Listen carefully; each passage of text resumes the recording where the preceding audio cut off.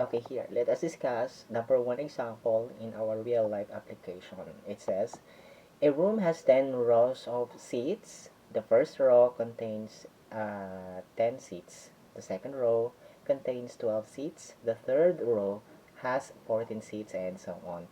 How many seats are there in the last row? How many seats are there in the room? Okay. So let us focus first on the first question. It says how many seats are there in the last row. So if you're going to think about it, the question asks about the last term in the given sequence. So you're going to use the equation for finding the nth term of the infinite sequence. Okay, let us start with the given. It was given in the problem that your n is equal to 10. Okay, because a room has 10 rows of seats. Okay, the first row contains 10 seats, so it means your a sub 1 is equal to 10. Alright, the second row contains 12 seats, so you can find the common difference, that is subtracting 10 from 12. So the common difference is equal to 2.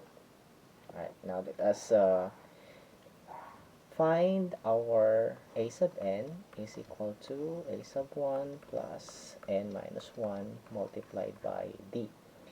Substitute all these values in the given equation. So a sub n is a sub 10 equals a sub 1, which is 10, plus your n is 10 minus 1 multiplied by the common difference, which is 2, which will give you 10. Just copy 10 and then subtract 10 minus 1, we have 9 multiplied by 2.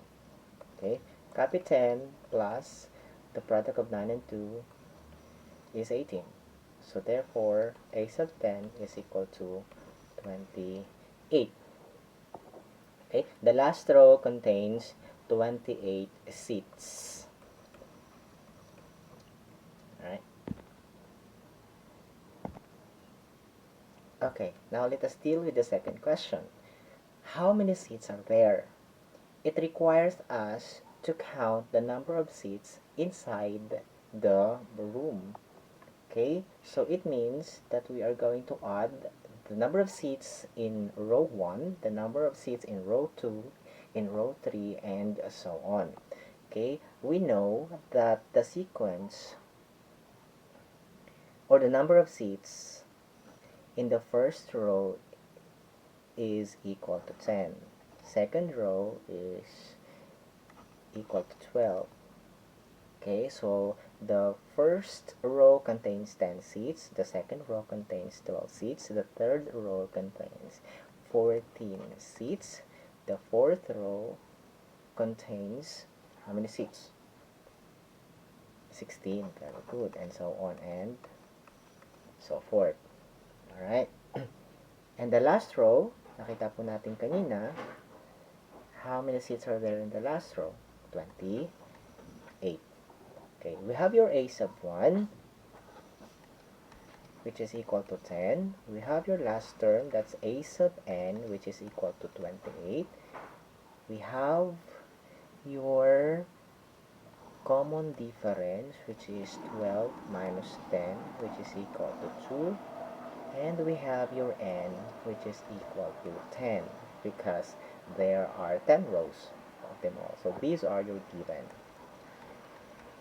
Okay.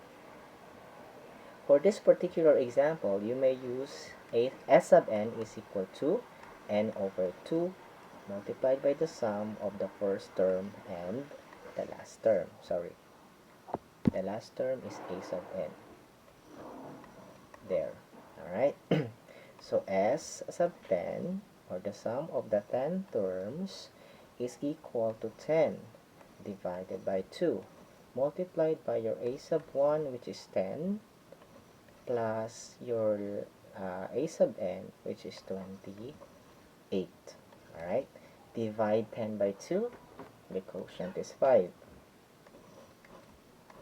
Then add 10 plus 28, your answer is 38. So, the sum of the first 10 terms ay imomultiply po natin si 38 times 5. 8 times 5 is 40. Carry 4. 5 times 3 is 15. Plus 4 is 19. So that is equal to 190. What does it mean to you?